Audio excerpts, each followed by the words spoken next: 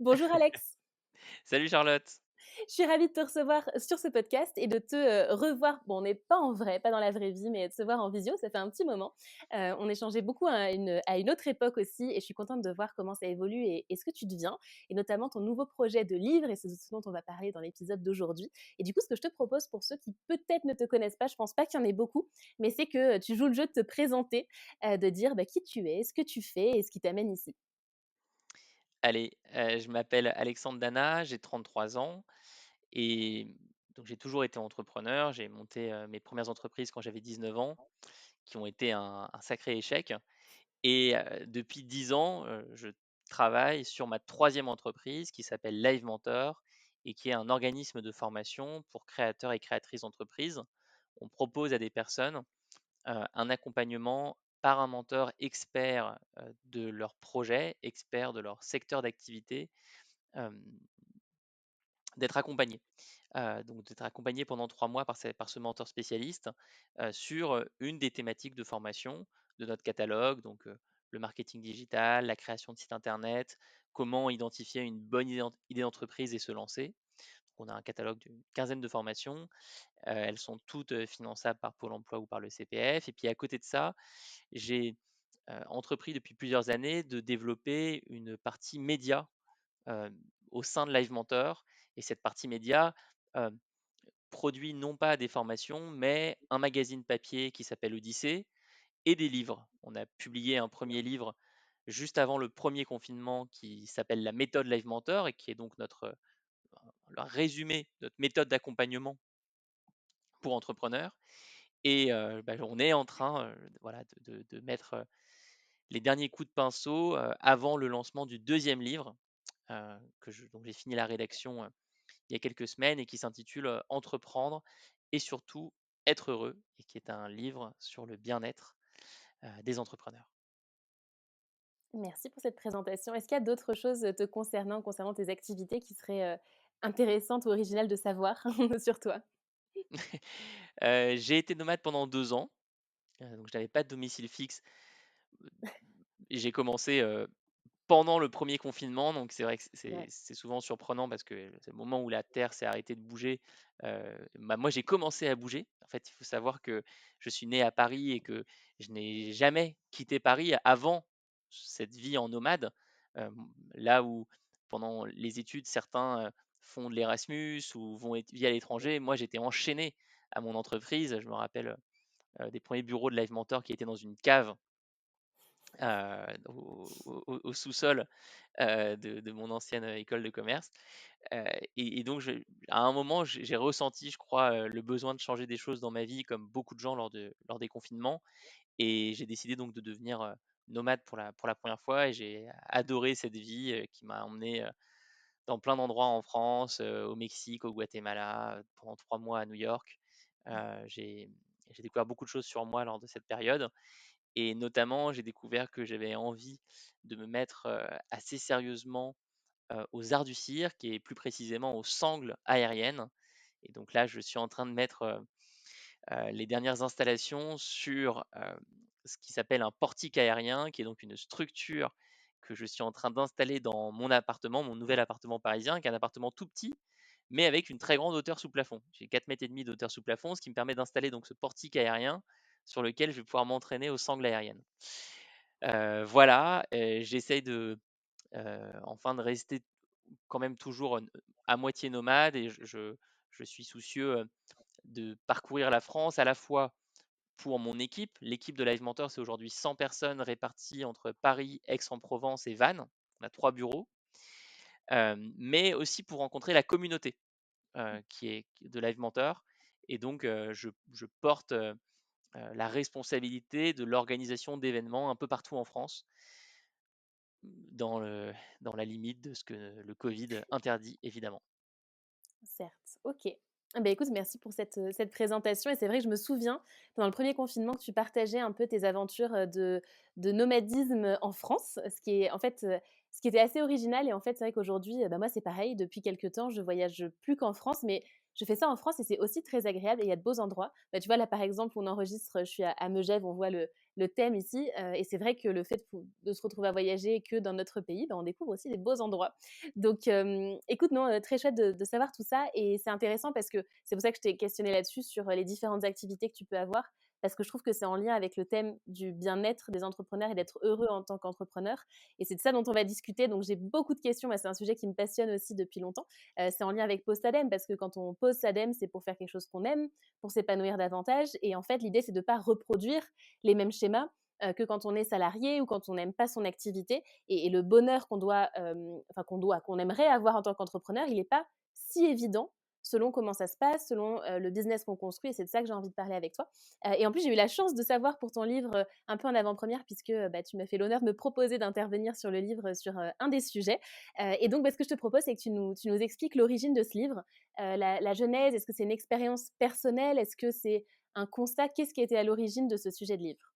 Bon, déjà, tu as très bien analysé effectivement les liens entre ma vie et la thématique du bien-être. Et donc, c'est vrai que la première raison d'être de ce livre, c'est mon histoire personnelle. Donc, moi, je l'ai dit, je suis entrepreneur depuis 10 ans et j'ai fait 2 burn-out durant ces 10 dernières années. Et j'ai failli en faire un troisième cet été, qui m'a donné d'ailleurs le déclic pour écrire le livre. Donc, euh, si je raconte rapidement les 2 burn-out, le premier, je l'ai fait en 2016. À l'époque, Live Mentor sortait de 5 premières années extrêmement difficiles, les 5 premières années de l'entreprise, avec un chiffre d'affaires quasiment inexistant, en moyenne 1000 euros par mois, donc ce qui ne permet pas évidemment de payer une équipe. Et je me retrouve à Londres dans une situation où je dois parler à des investisseurs potentiels et je n'ai plus aucune énergie et je me retrouve à pleurer dans le métro. Je craque dans le métro londonien. Depuis, je ne suis pas retourné à Londres. Et il faudra que je règle mon problème avec cette ville un jour. Mais je me retrouve en fait après, pendant plusieurs semaines, à être au fond du trou. Hem, et ce que je ne réalise pas à l'époque, c'est que le problème ne vient pas de mon entreprise, le problème ne vient pas, hem, de l'état, de forme, de l'état économique de mon entreprise. Le problème vient, heu, de mon sacrifice personnel durant ces 5 premières années d'entrepreneuriat où j'ai complètement, confondu mon identité personnelle et mon entreprise. Pour moi, je ne me résumais qu'à une seule chose, être dirigeant de Live Mentor. Et donc, je travaillais du lundi au matin au dimanche soir. Je n'avais pas de vie sociale, je n'avais pas de vie amoureuse, je ne faisais plus aucun sport, je ne voyageais jamais, aucun moment dans la nature. Bref, je me suis pas vraiment, j'ai pas compris ce burn-out, mais Mmh. j'ai réussi à en sortir par miracle. Je dis souvent par miracle parce que euh, j'ai finalement réussi à trouver un modèle qui a fonctionné pour Live Mentor. Donc, mon entreprise a commencé à fonctionner.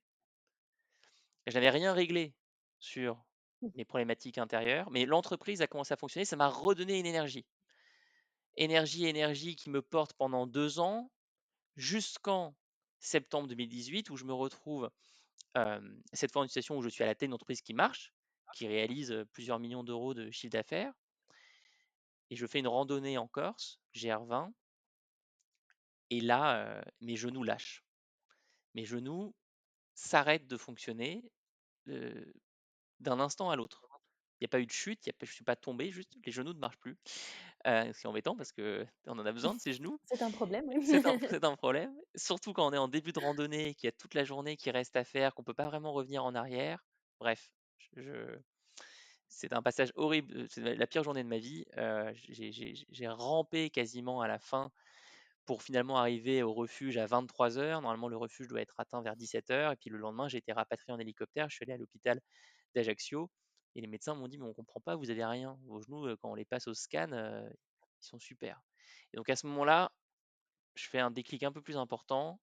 Et j'ai la chance de partager ma vie avec quelqu'un qui est beaucoup plus sensible que moi au bien-être, qui a été éduqué dans cette culture-là, la culture du bien-être, et qui me dit, tu vas aller découvrir ce que c'est que la sophrologie, tu vas aller découvrir ce que c'est que l'acupuncture, tu vas aller découvrir ce que c'est que les thérapies alternatives et le travail de prévention.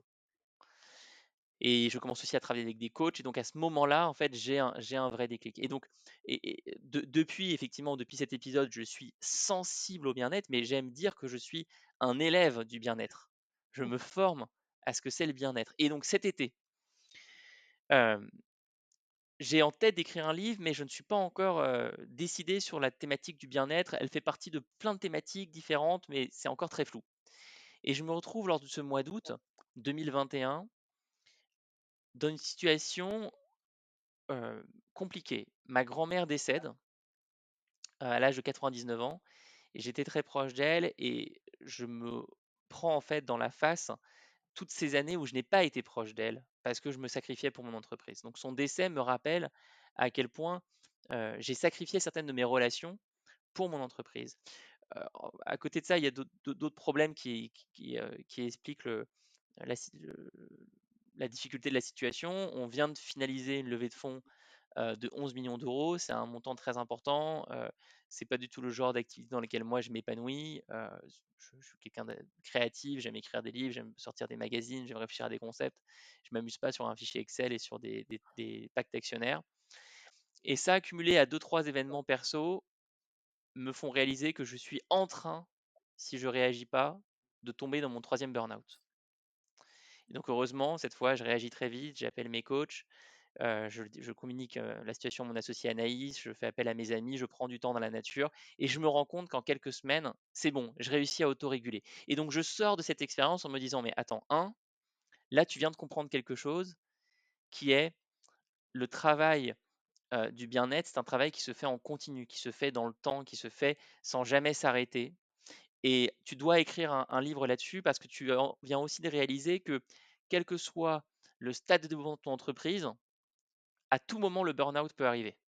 Que tu sois au stade de l'idée ou que tu sois, au stade, des premiers salariés ou que tu sois au stade qu'est Live Mentor aujourd'hui avec une centaine de salariés et une centaine de freelances. Et donc je me dis: «Mais il faut que je creuse ce sujet-là» et je décide de publier une enquête nationale sur le bien-être des entrepreneurs et je la soumets à la communauté Live Mentor et je dis à toutes ces personnes qui sont passées par nos formations ou qui ont lu notre magazine: «Est-ce que vous accepteriez de passer 2 minutes pour répondre à quelques questions en me donnant le stade de développement de votre projet et la souffrance, la blessure que vous rencontrez en ce moment? Est-ce que c'est le syndrome de l'imposteur? Est-ce que c'est la peur de l'échec? Est-ce que c'est l'anxiété? Est-ce que c'est l'option du détail? Est-ce que c'est la comparaison?» et cetera. Et je suis ébloui par la réponse de la communauté. Moi, je m'attends à avoir, je sais pas, une centaine de personnes qui répondent. 10 000 personnes, au final, participent à l'enquête en quelques semaines et ça me donne une richesse d'analyse, qui rend le projet possible et donc voilà, j'ai écrit du coup ce livre, Mmh. «Entreprendre et surtout être heureux», grâce aux 10 000 personnes que je remercie vraiment, profondément, qui ont pris le temps de répondre à l'enquête. OK, bah, écoute, c'est très clair et tu vois, j'avais pas tous les détails en tête, en fait, des étapes par lesquelles tu es passée. Je suis complètement en phase avec le projet, avec le besoin qu'il y a autour de ça. Moi, j'ai pas fait de burn-out dans ma vie entrepreneuriale, j'en ai fait dans ma vie salariée et je vois à quel point autour de moi des entrepreneurs, il y en a beaucoup qui sont passés par là ou qui passent en ce moment par là et j'ai vraiment le warning de me dire: «Mais en fait, tu as pas envie de vivre ça», surtout avec ta boîte parce qu'en plus, quand on est entrepreneur, c'est que si nous, ben, on n'est plus là, si nous, on s'en occupe pas, selon le système qu'on a en place, si c'est plus ou moins autonome, c'est plus ou moins structuré, ça peut être assez dramatique en fait les conséquences. Donc, dans les retours que tu as eus sur les 10 000 personnes, qu'est-ce qui est le plus ressorti comme alors, soit déjà peut-être le nombre de personnes, d'entrepreneurs qui ont vécu un burn-out, soit les problèmes principaux qu'ils rencontrent, si ça ne va pas jusqu'au burn-out. Ouais, alors il y a plusieurs choses qui m'ont, vraiment étonné dans les résultats de l'enquête. Premièrement, effectivement, la proportion, d'entrepreneurs qui ont souffert d'un burn-out ou qui sont en train de traverser par un burn-out est absolument incroyable. Elle est très, très, très, très élevée. Plus de 80 des personnes qui ont répondu à l'enquête étaient Ah oui. déjà passées soit par un burn-out, à savoir un arrêt total de leur énergie pendant plusieurs semaines, soit par, une situation de vraie surcharge qui a créé un mal-être durable sur plusieurs mois. Hem, et d'ailleurs, je vais pas donner des noms, mais j'ai reçu, des messages privés et des mails d'entrepreneurs très connus en France, heu, suite à la publication de l'enquête qui m'ont dit: «Alex, merci de prendre la parole là-dessus, je suis passé par là, est-ce que tu serais dispo pour un déjeuner pour qu'on en parle, que je te raconte?» Et donc j'ai toujours répondu à ces personnes: «Mais pourquoi tu n'en parles pas en public?»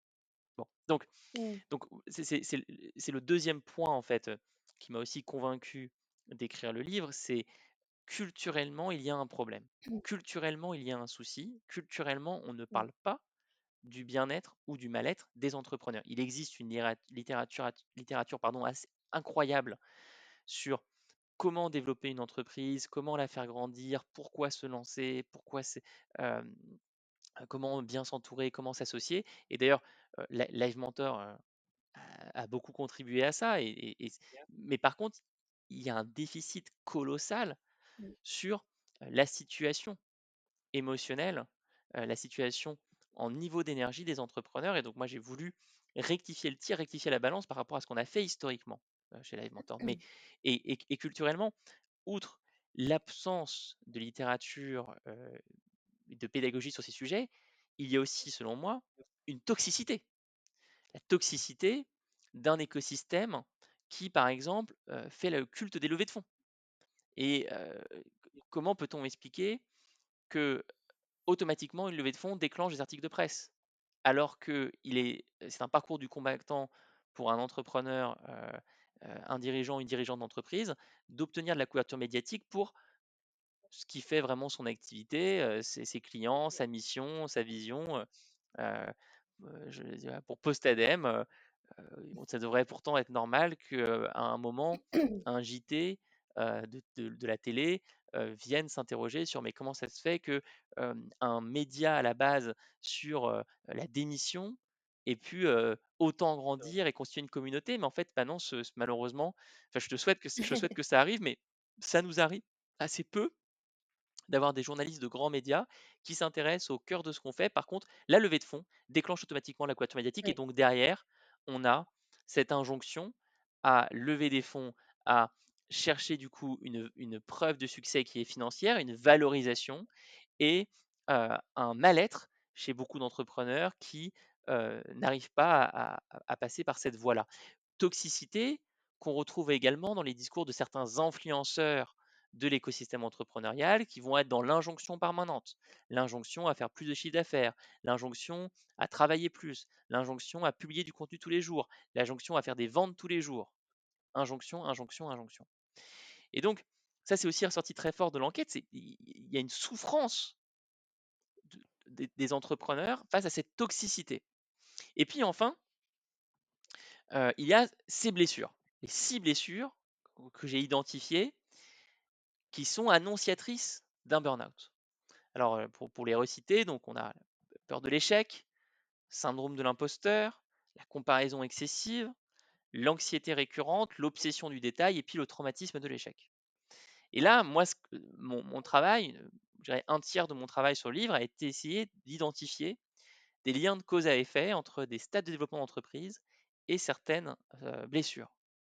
Et notamment, j'ai euh, trouvé très éclairant de voir le lien super prononcé entre l'obsession du détail et le cap des premiers salariés. Comment Mmh. expliquer que quasiment la moitié des personnes euh, qui sont au stade mon entreprise compte plusieurs salariés déclarent souffrir de l'obsession du détail? Et donc en creusant, j'ai pu identifier certains mécanismes, comprendre que le moment où j'ai plusieurs salariés, c'est le moment où je commence à déléguer, c'est le moment où je fais moins de choses moi-même, et c'est le moment où une peur en moi grandit et me dépasse en me soufflant à l'oreille, attention, il faut que tu contrôles absolument chaque détail, sinon ça ne va pas être bien fait. Ça va être pas fait comme toi tu veux. Autre blessure qui est très intéressante à observer, parce que pour le coup, elle est constante, quel que soit le stade de développement, c'est la comparaison. Alors la comparaison excessive, ouais, qu'est-ce que c'est? C'est je prends certains modèles et je les regarde, mais de manière, compulsive. Alors moi, je bah, tu tout à fait, ça m'a très intéressé d'écrire là-dessus parce que je suis passé par là. Moi, j'ai connu 2 années, dans mon parcours chez Live Mentor, 2014 et 2015, où une entreprise à peu près concurrente, mais pas vraiment, hantait mes jours et mes nuits et je passais mon temps à me demander: «Mais que font-ils? À quoi ressemble leur communication? À quoi ressemble leur système de production? À quoi ressemblent leurs finances? Quelle est leur marge?» Et ça me hantait, mais je passais mon temps à regarder cette boîte et c'est horrible pour un entrepreneur de vivre ça et les réseaux sociaux n'aident pas. Heu, le fait de pouvoir avoir accès via Instagram aux stories, à la vie de quelqu'un, génère encore plus cette comparaison. Alors pourquoi, heu heu, pourquoi la comparaison excessive est autant liée à l'entrepreneuriat? La piste que je développe dans le livre touche à René Girard. Je ne sais pas si tu connais ce philosophe. Pas bien. Et il est moins connu en France, alors qu'il est français, qu'aux États-Unis. René Girard D'accord. est un philosophe français qui a été prof à Stanford, à qui on doit Facebook, Instagram, TikTok, Snapchat. Je pèse mes mots. Pourquoi? Il était professeur de quelqu'un qui s'appelle Peter Thiel à Stanford. Peter Thiel Mmh. est connu pour être le cofondateur de PayPal avec Elon Musk, mais aussi le premier investisseur de Facebook. C'est lui qui a mis 500 000 dollars pour faire décoller Facebook à l'époque où c'était juste un site qui avait quelques mois d'existence. Et pourquoi est-ce que Peter Thiel a mis 500 000 dollars dans Facebook? Qu'est-ce qui l'a séduit? Ce qui l'a séduit quand il a vu le projet, c'est un écho extrêmement fort avec les thèses de son ancien prof de Stanford, René Girard. La thèse de la comparaison. Pour euh, Girard, nous apprenons par imitation. Nous avons un désir mimétique. Pour Girard, nous voulons ce que veulent les autres autour de nous. Si je suis dans un bar avec 8 personnes et que ces 8 personnes commandent toute une bière, je vais vouloir une bière aussi. Donc désir mimétique. Alors Peter Thiel se dit mais attends, Facebook en fait c'est une machine à créer des désirs mimétiques, c'est incroyable. Voilà un réseau social sur lequel on va voir les photos, les vidéos, la vie des uns et des autres. Ça va exciter notre désir mimétique. C'est sûr que ce truc va marcher. Bon, bah, il a plutôt raison, ça a bien marché et ça a entraîné du coup Instagram, Snapchat et tout. Mais ce qui est aussi intéressant, c'est de voir que quand on creuse la littérature de René Girard, le désir mimétique s'ancre dans nos mécanismes d'apprentissage. Nous apprenons par imitation, les humains. Nous regardons en fait ce qui se passe autour de nous. Or, quand on est entrepreneur, on doit apprendre tout le temps. On doit apprendre tout le temps à n'importe quel stade de développement de l'entreprise. On doit apprendre des choses nouvelles. On a dû apprendre, toi et moi, quand on s'est lancé, à définir une première offre, à définir une première proposition de valeur. Nous avons dû apprendre, toi et moi, à écrire des newsletters. Nous avons dû apprendre, toi et moi, à penser des sites internet. Nous avons dû apprendre, toi et moi, à gérer des tableaux financiers plus ou moins bien, chiffre d'affaires, marge. Nous avons dû apprendre à trouver des prestataires. Et puis, en fait, nous sommes, comme n'importe quel entrepreneur, constamment en train d'apprendre des choses nouvelles. Et donc, à chaque fois qu'on veut apprendre quelque chose de nouveau, bah, on applique René Girard sans le savoir. On cherche quelqu'un à imiter. Sauf qu'en faisant ça, on se rend pas compte qu'on nourrit notre désir mimétique, qu'on prend le risque de nourrir notre désir mimétique. Et donc c'est là où dans le livre, ensuite, j'essaie d'apporter des solutions et de dire comment apprendre sans tomber dans la comparaison excessive.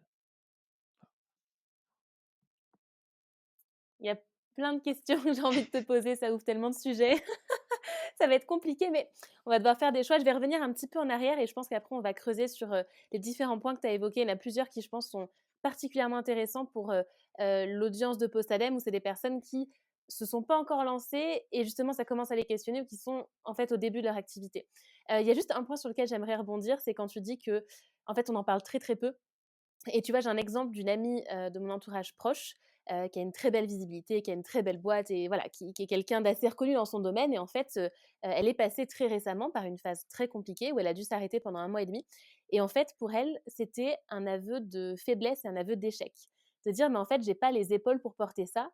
Regarde, tout le monde réussit, tout le monde y va à fond. Et comme tu dis, toujours faire plus, toujours gagner plus. Et en fait, elle disait, mais là, moi, je m'arrête. Et elle n'avait pas de risque de trésorerie. Elle avait de la trésorerie pour un an et demi d'avance. Il n'y avait pas de risque au niveau de l'équipe. Il y avait un risque objectivement sur rien du tout. Mais alors, elle l'a Mm. vécu extrêmement mal de devoir s'arrêter.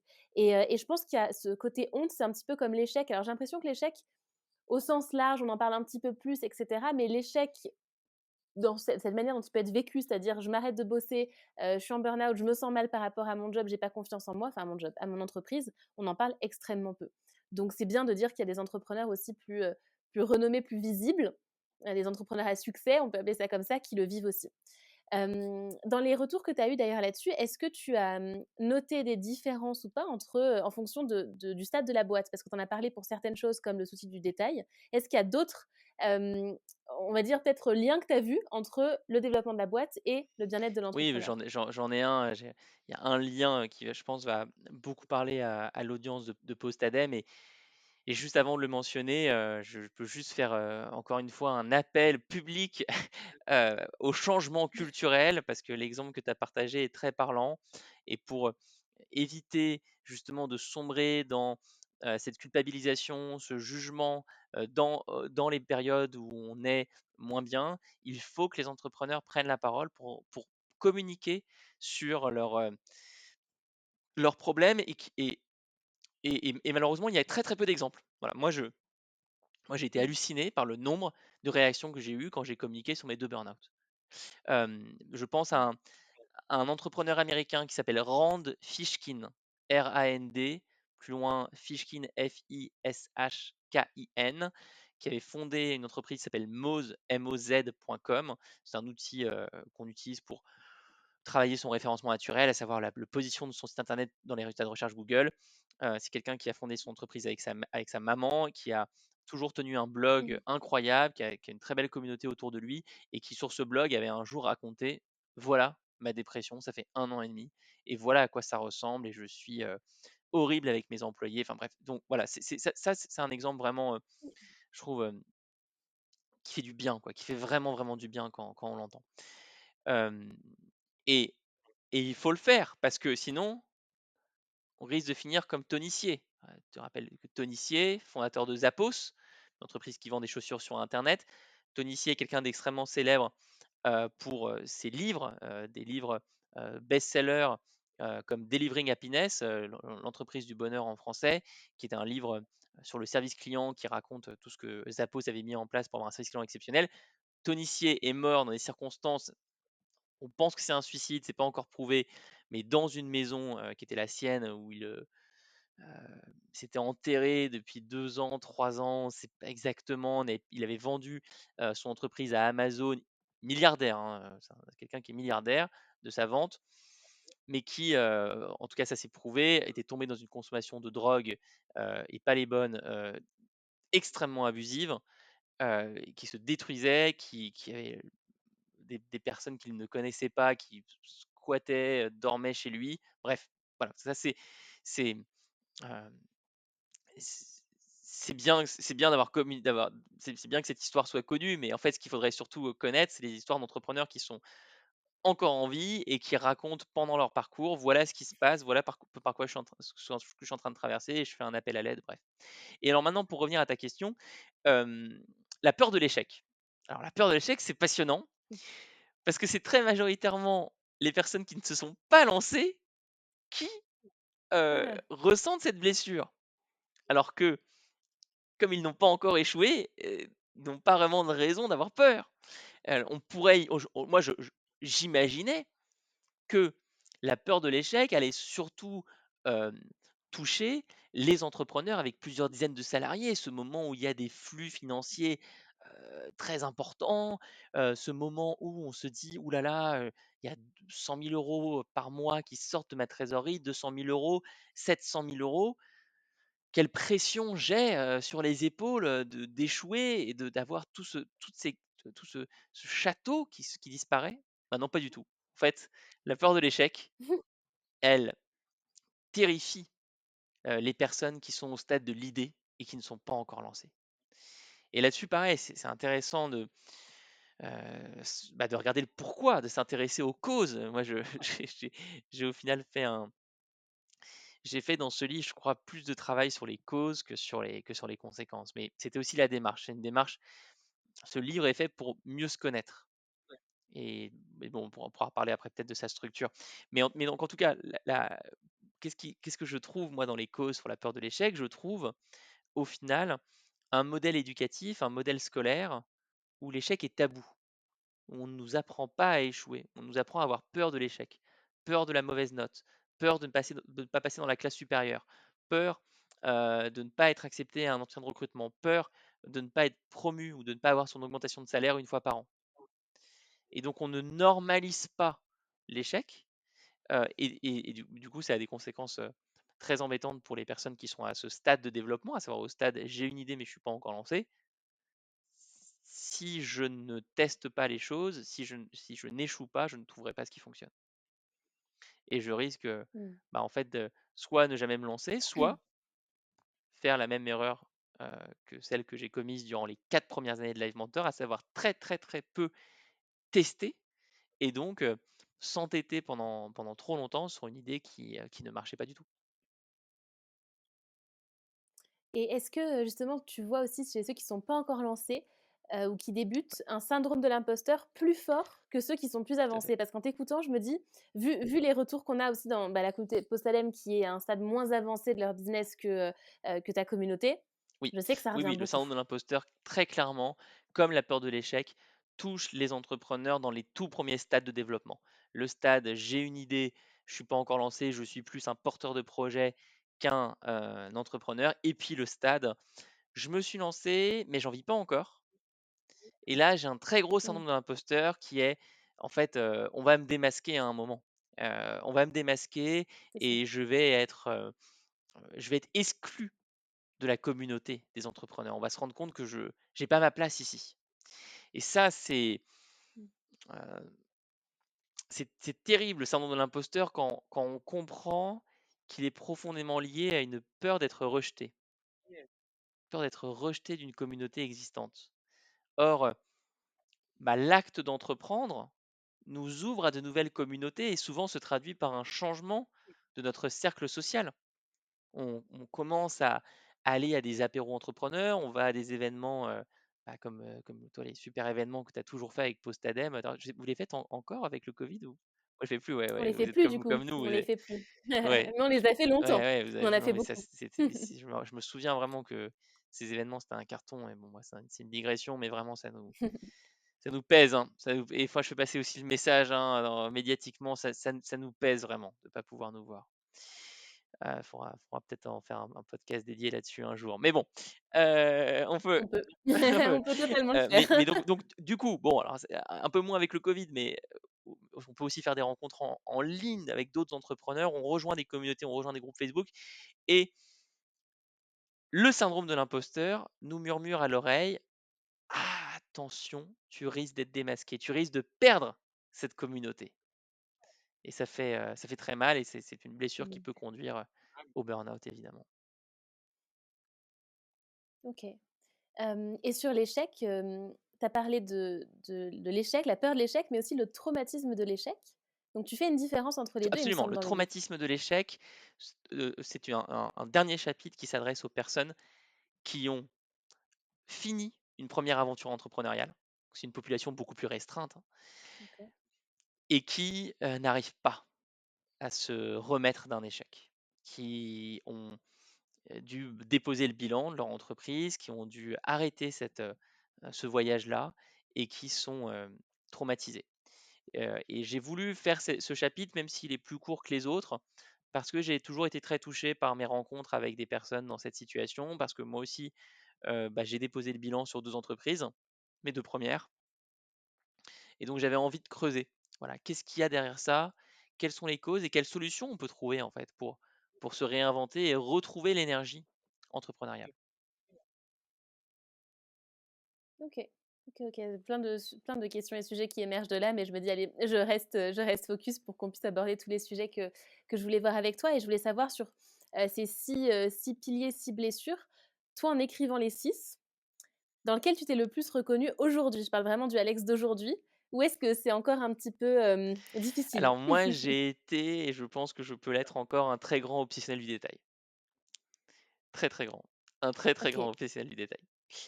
Et ce que donc pour donner des exemples,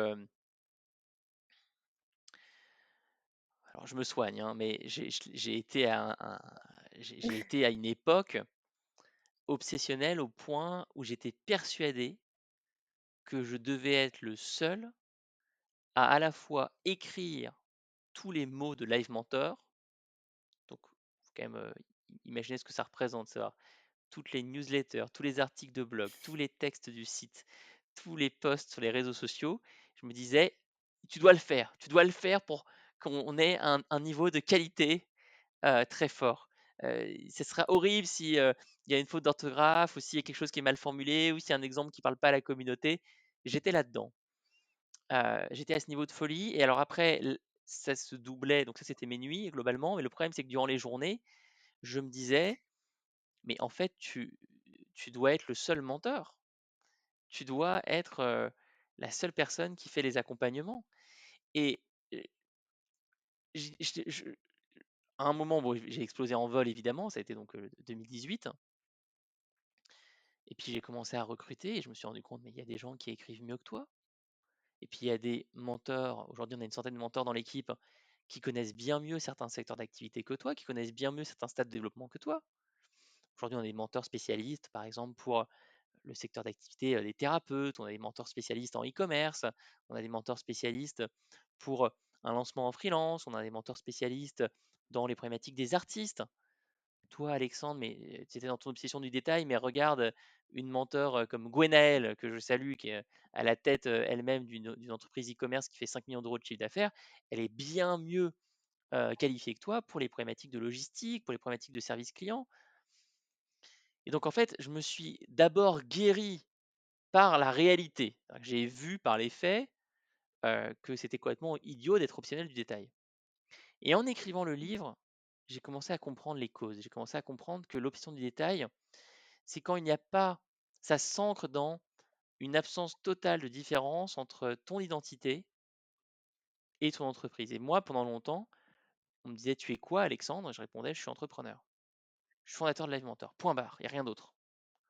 Alors, tu as vu, là, tu m'as justement demandé de me présenter tout à l'heure. Je t'ai parlé du cirque, je t'ai parlé de mes voyages, j'aurais pu te parler d'un jeu de société sur lequel je suis en train de travailler. Et donc, je fais ce travail, en fait, euh, de compréhension de toutes mes identités. Et j'essaye, quand je sens que je retombe en obsessionnel du détail, de me poser la question, est-ce que, attends, quelle voix est en train de parler dans ta tête? Alors tu vois, je me suis même tatoué j'ai plusieurs tatouages, je vais pas tous les montrer, mais je me suis tatoué, tu vois, les anneaux de l'acrobate pour me rappeler que j'ai aussi cette identité-là. Et quand je commence à sombrer dans l'obsession du détail pour Live Mentor, c'est sûrement que j'ai laissé à Live Mentor trop de place dans ma vie. Et, OK, c'est intéressant. et alors, c'est un des outils donc, que je mentionne dans le livre, dans la partie solutions sur l'obsession du détail. Je mentionne un livre incroyable qui s'appelle The Alter Ego Effect, euh, qui propose de se créer des alter ego et qui explique comment cette méthode de l'alter ego est très utilisée notamment par des artistes comme Beyoncé qui avait une alter ego qui s'appelle Sacha Fierce, qu'elle avait créée de toutes pièces pour se donner de la confiance, se donner de la prestance, pour se donner le courage de monter sur scène et de chanter des chansons très différentes de ce qu'elle chantait adolescente au gospel à l'église. Donc voilà, moi l'obsession du détail, clairement, j'ai été dedans et je suis encore dedans parfois. La comparaison excessive, j'ai été dedans, je le suis plus du tout. Et ça, je m'en réjouis. Et je croise les doigts pour que ça revienne pas. Et je peux avoir quelques phases d'anxiété, mais je dirais que le point sur lequel je reste le plus vigilant, c'est vraiment l'option du détail. OK, et c'est intéressant parce que j'allais te demander, sur ceux dont tu étais sortie, comment tu avais fait? Alors je ne sais pas si dans le livre tu abordes les solutions parce que tu parles beaucoup des causes, donc tu me diras si tu parles des solutions. C'est presque un livre à part, donc tu me diras, et de donner en exemple justement un problème dont tu es sortie comme la comparaison, ce qui t'a permis de Alors, sortir de là.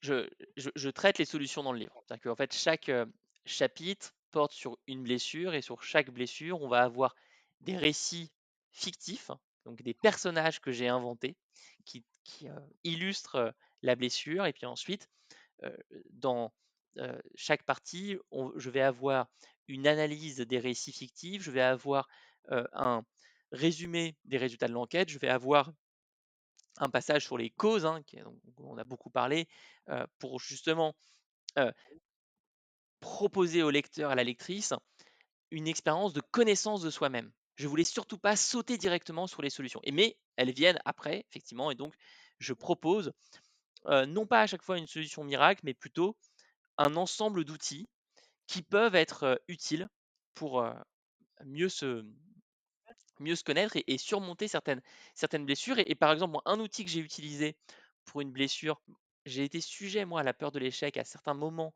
de mon parcours chez Live Mentor et en faisant une analyse de cause-racine, je me suis rendu compte que j'avais cette peur de l'échec qui montait au plafond quand on me confrontait à des activités qui sont pas naturelles pour moi. Typiquement, heu, moi j'adore partager la vision de Live Mentor à l'extérieur, j'adore faire ça.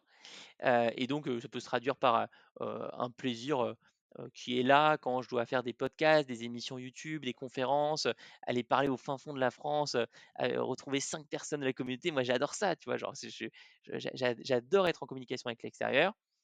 Par contre, bah, par et donc typiquement, quand je dois aller convaincre une banque ou un investisseur de rejoindre le projet, ça fonctionne aussi plutôt bien. Mais une fois que la banque ou l'investisseur est là et qu'il faut faire des points réguliers pour rentrer dans les chiffres, alors là, moi j'ai une peur de l'échec qui est incroyable.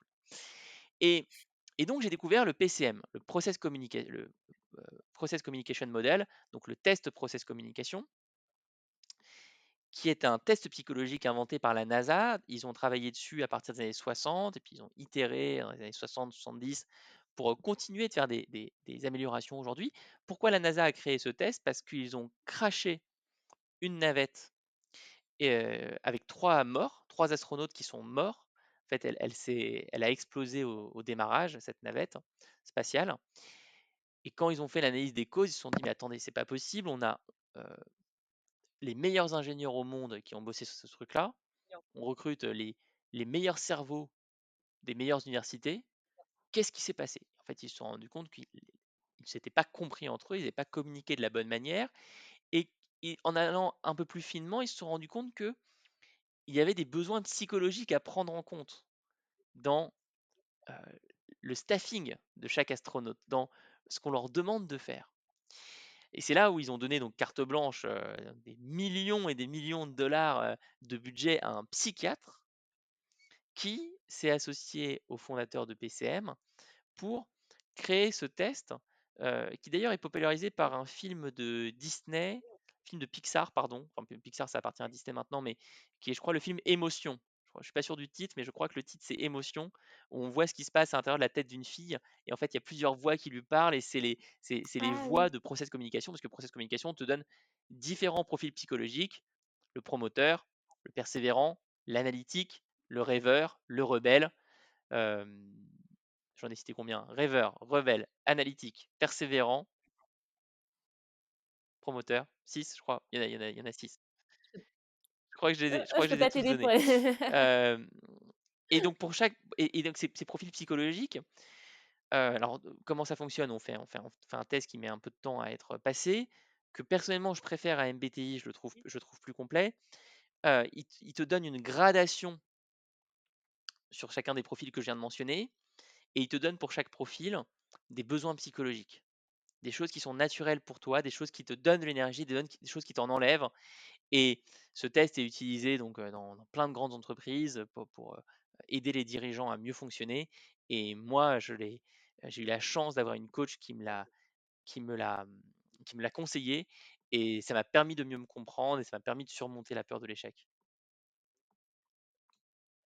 d'accord. Ok, donc en fait, la solution se trouve beaucoup dans la compréhension de la cause, de ce qui a généré ça chez toi et de te connaître Tout toi, à fait. d'où la manière dont le livre est construit, quoi. Ok. L'expérience, enfin l'anecdote que tu viens de partager, ça me fait penser là, par rapport à notre discussion, c'est que le burn-out, c'est aussi beaucoup lié à la charge de travail. Il n'y a pas que ça peut être lié à la charge de travail et à la sensation, en tout cas, de ne pas pouvoir faire front par rapport aux responsabilités, à la quantité de choses qu'il y a à faire.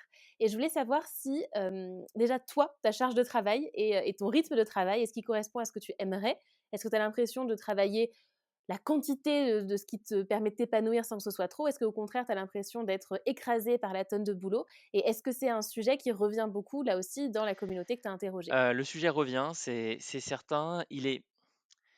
il est très compliqué à adresser le sujet de la charge de travail, car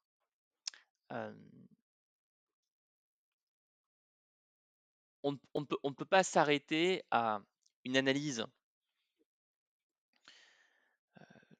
qui consisterait à dire si je travaille énormément, je ne suis pas heureux, si je travaille pas du tout, je suis heureux. C'est-à-dire que le niveau de bien-être n'est pas une fonction linéaire de la quantité d'heures travaillées. Néanmoins, c'est un des facteurs, la quantité de travail est un des facteurs, et puis ensuite il y a la, la teneur du travail. Et c'est là où PCM, Test Process Communication, est super intéressant. Est-ce que tu travailles sur des choses qui sont analytiques? Est-ce que tu travailles sur des choses qui sont l'œuvre d'un persévérant, à savoir des combats, des missions sur plusieurs mois, se battre pour obtenir un très gros contrat, c'est sur un contrat B2B qui prend 6 mois à obtenir. Par exemple, pour quelqu'un qui serait organisme de formation, c'est se battre pour devenir organisme de formation certifié, référencé. Ça, c'est une mission de persévérant. Il y a des gens qui aiment ça, il y a des gens qui détestent ça comme moi. Euh, Est-ce que tu es sur des missions qui sont créatives et qui font appel à une personnalité rebelle? Est-ce que tu es sur euh, du challenge, de l'excitation, du défi à relever qui font appel à la personnalité du promoteur? Et donc, moi, quand j'ai quelqu'un qui vient me voir en accompagnement, car je continue d'être mentor, donc je fais partie de cette équipe de 100 mentors qui accompagnent euh, les individus qui rejoignent nos formations. Quand j'ai quelqu'un qui vient me voir et qui me dit Alex, je pense que je suis en burn-out, je travaille tout le temps, je lui dis attends, avant de directement déclarer qu'on va moins travailler, sûrement qu'on va le faire, mais essayons de comprendre ce qui se passe. Qu'est-ce qui remplit ton travail? Et est-ce que est-ce que ce que contient ton calendrier répond à tes besoins psychologiques ou au contraire agresse tes besoins psychologiques? Donc voilà un premier sujet. Et puis alors après, un autre angle d'analyse dont on a parlé lors de l'obsession du détail, c'est par contre euh, le lien, pour le coup, assez direct entre la quantité de travail sur mon entreprise et ma capacité à développer mes autres identités en tant qu'individu. Je ne suis pas qu'un entrepreneur. Or, bah, si je travaille tout le temps, je ne laisse de facto aucune place à mon rôle d'ami, de parent, d'activiste politique ou écologique, de sportif, d'artiste, etc., etc. Donc voilà, c'est aussi en ce sens que j'invite à toutes les personnes qui se questionnent sur leur bien-être à réfléchir. Où sont mes différentes identités et est-ce que je leur donne le temps nécessaire à chacune pour s'exprimer? Et moi, pour te répondre, alors Très est-ce que je clair. travaille beaucoup ou pas? C'est une très bonne question. J Il est certain que j'ai connu, entre 2012 et 2016, des périodes où Live Mentor prenait toute ma vie. C'est quasiment été constant durant ces périodes-là.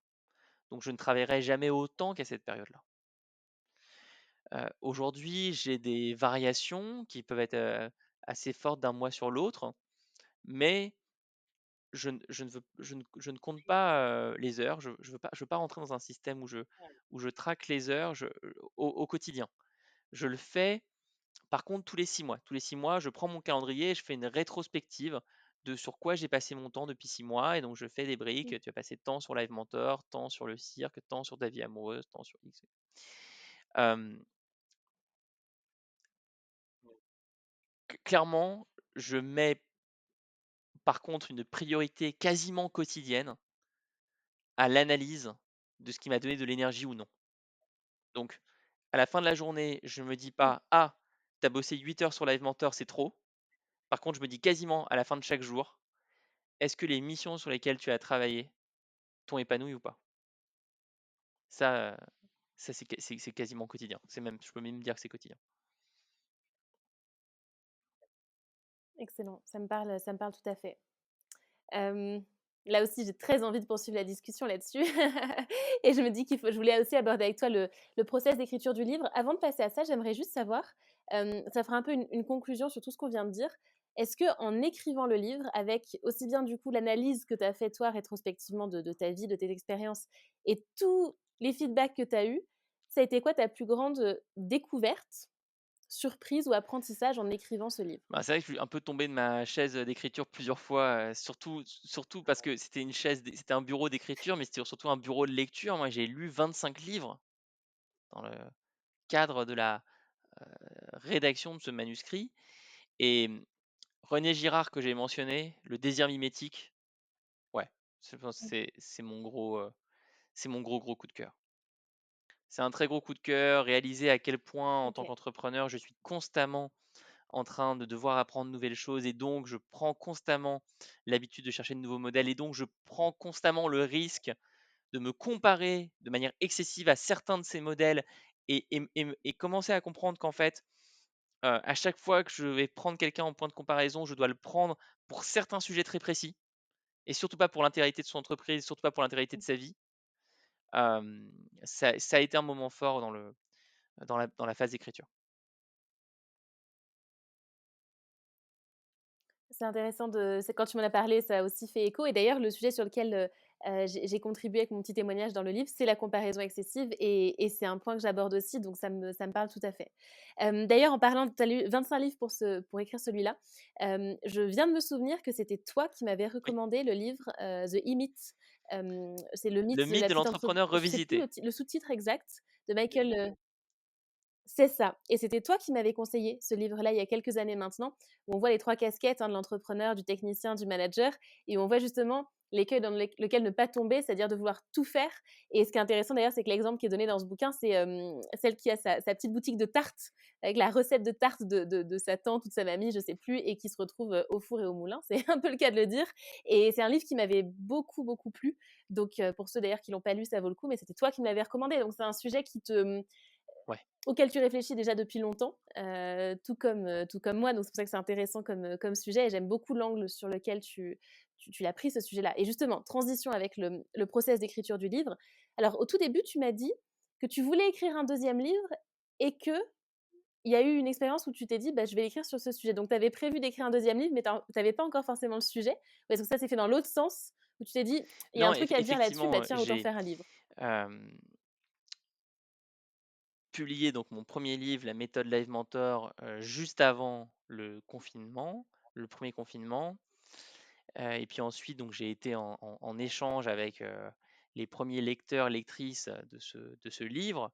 Je me suis rendu compte que c'était incroyable comme expérience, voilà, de pouvoir discuter, avec des personnes qui ont passé, 5 heures, 10 heures, 15 heures, 25 heures sur, heu, bah, le fruit de plusieurs mois d'écriture, de travail et je savais que je voulais me remettre à écrire. C'est une activité que j'aime profondément. Je trouve ça incroyable. Hem Et donc j'avais en tête d'écrire un deuxième livre, mais je ne savais pas sur quel thème. Et quand, à l'été 2021, en août 2021, j'ai failli passer par un troisième burn-out, hem,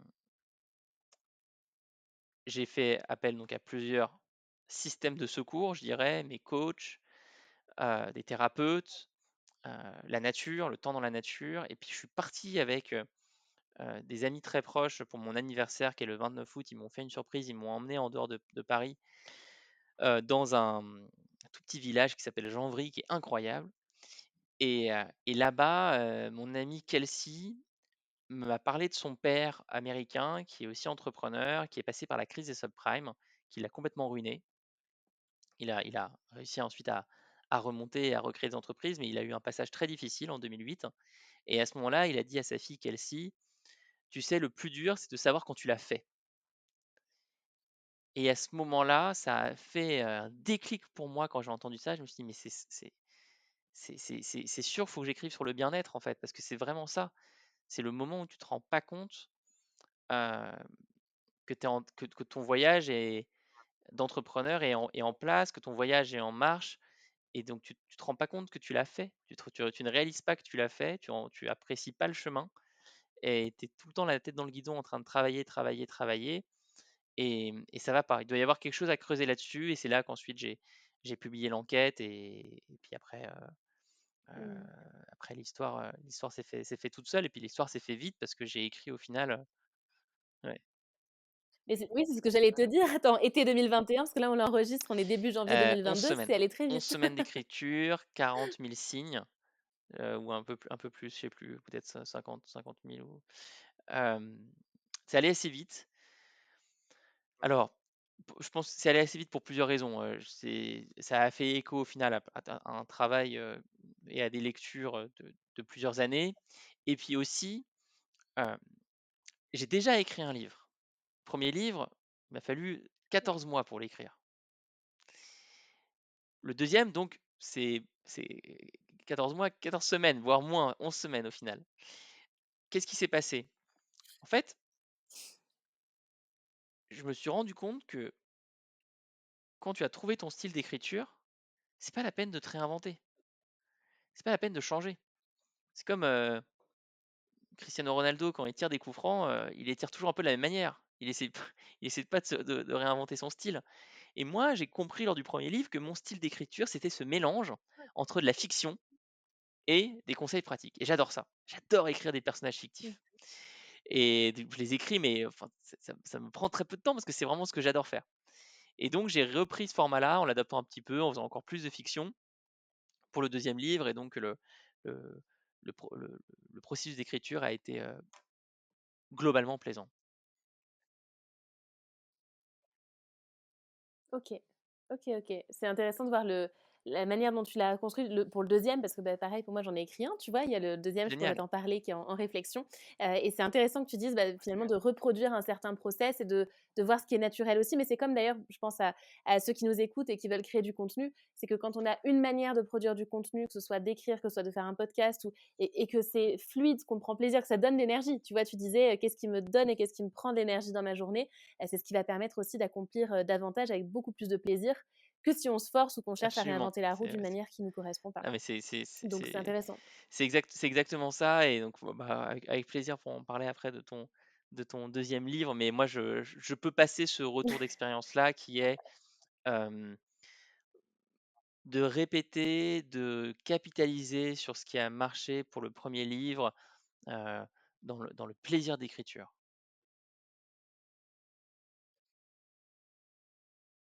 Et comme dans tout ce qu'on peut, c'est une jolie conclusion, c'est un peu dans tout ce qu'on peut faire dans l'entrepreneuriat, d'être dans le plaisir de ce qu'on fait, plus que la contrainte, plus que de chercher à copier des schémas existants ou des modèles. Et ça fait c'est la conclusion que j'y vois, mais je te laisse la faire toi. En conclusion de l'épisode, on va être pile dans le temps qu'on s'est fixé, donc formidable.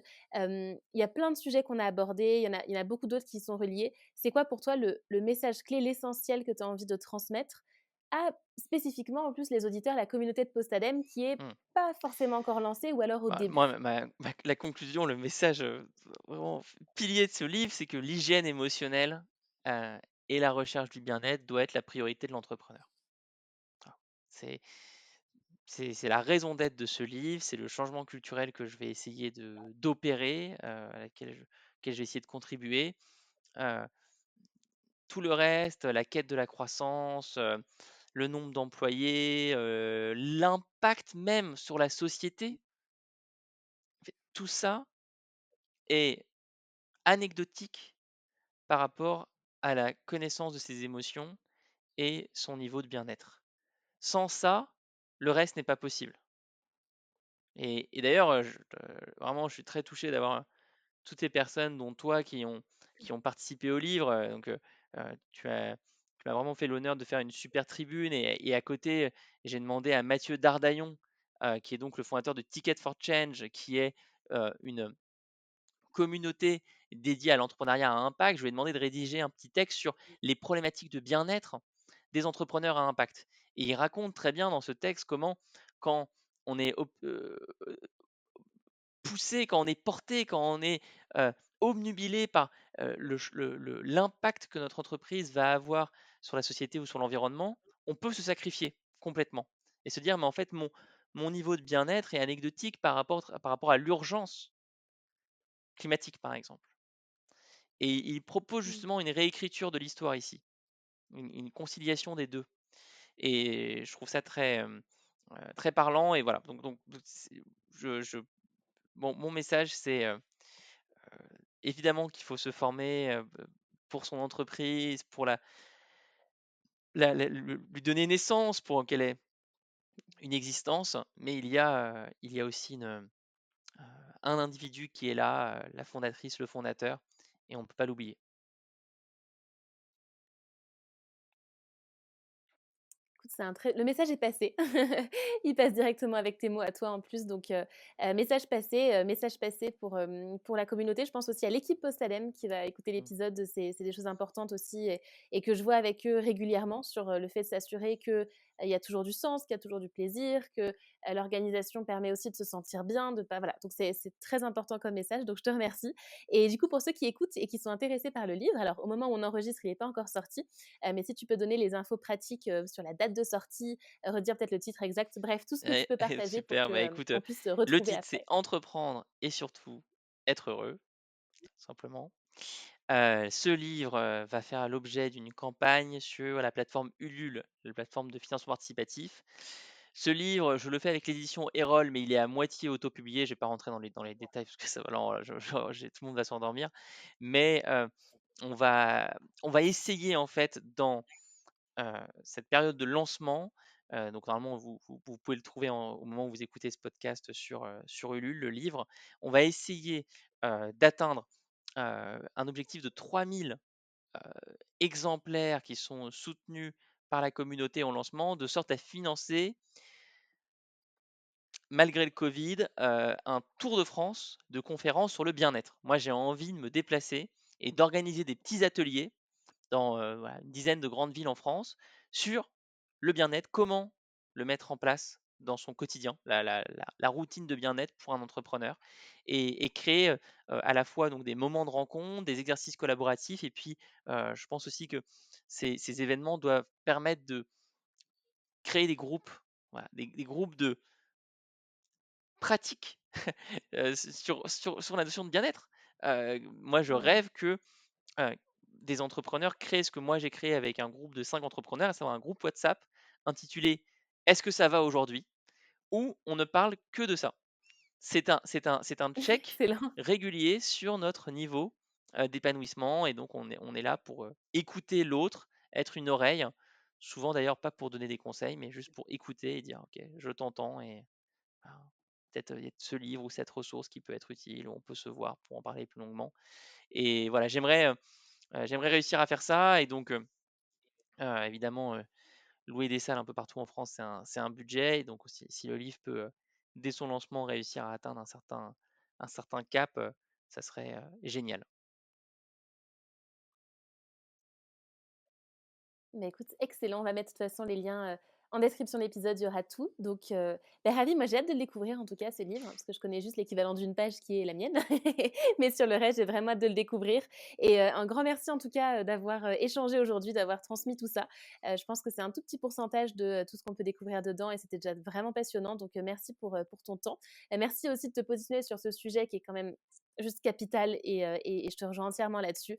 Donc, comme toujours, c'était un plaisir de Bah, pouvoir, merci en à discuter toi et avec en tout toi. cas, Merci j'invite beaucoup toutes les Alex. personnes, qui nous écoutent à vraiment profiter au maximum, des communautés comme Postadem, quoi, parce que on n'en a pas, parlé lors de cette interview parce que le livre est vraiment centré sur la connaissance de soi et cetera, mais Heu, notre niveau de bien-être dépend aussi vraiment des gens qui nous entourent et donc toi, je sais que typiquement, dans les commentaires du blog Postadem, on voit des choses souvent assez belles avec des gens qui disent, «Ah ouais, j'ai trouvé pour la première fois des gens, qui sont comme moi, qui sont en train de s'interroger sur le fait de passer à autre chose» et ça donne un élan incroyable. Donc on a, heu, il faut, il faut profiter des bienfaits d'internet. Internet a beaucoup de mauvais côtés, hein, de plus en plus en ce moment avec, ce que font les grands réseaux, mais l'aspect absolument magique de cette innovation, c'est la capacité à rentrer en contact avec n'importe qui et ça, c'est à portée de clic. Et de voir qu'on n'est pas tout seul et quel que soit d'ailleurs le stade de l'entreprise et quelle que soit la visibilité de la personne, ça n'a rien à voir avec le bien-être qu'il peut y avoir derrière donc écoute, parfait. Un grand merci Merci et je te Charlotte. dis à très bientôt et hop et tu restes là, attends.